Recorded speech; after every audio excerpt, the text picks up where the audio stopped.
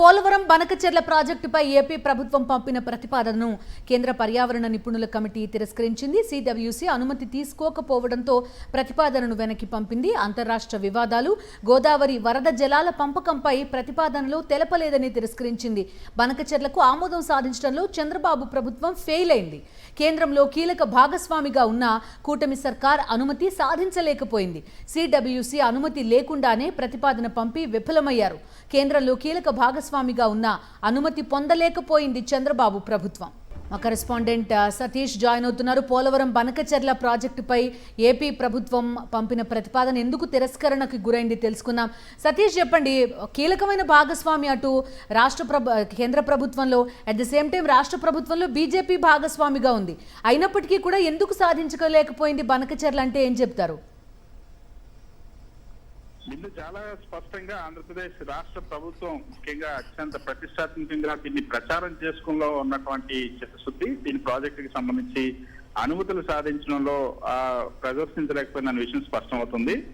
కేంద్ర ప్రభుత్వానికి సంబంధించినటువంటి కేంద్ర పర్యావరణ నిపుణుల మదింపు కమిటీ చాలా స్పష్టంగా ఈరోజు గోదావరి నది మిగులు జలాలకు సంబంధించినటువంటి పోలవరం బనకచెర్ల అనుసంధానం ప్రాజెక్టుకు అనుమతి ఇవ్వలేమన్న అంశాన్ని స్పష్టం చేసింది.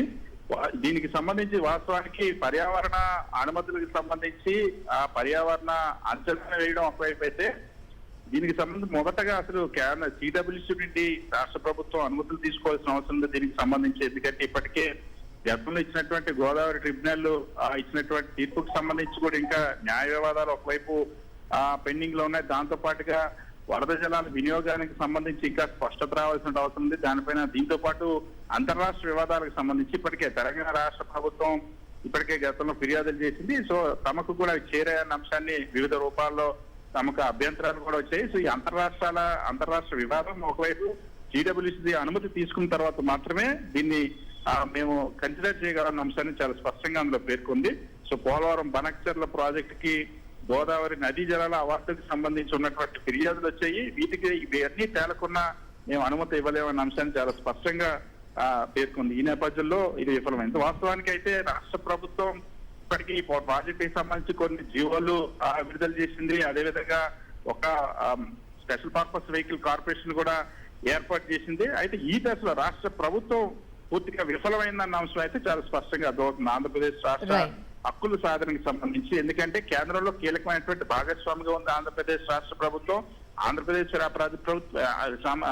సంబంధించిన ఎంపీల బలంతోనే కేంద్ర ప్రభుత్వం ఉందని తెలుగుదేశం పార్టీ ఒకవైపు ప్రచారించింది. ఇటువంటి నేపథ్యంలో ఈ అనుమతులు సాధించలేక పోలవరం బనకచెర్లకు సంబంధించిన ప్రతిపాదనని తిరస్కరించడానికి ఇప్పుడు ఏపీ అధికార వర్గాల్లోనూ ప్రభుత్వ వర్గాల్లో కూడా తీవ్ర చర్చనీయాంశంగా మారింది. Okay Satish, thank you.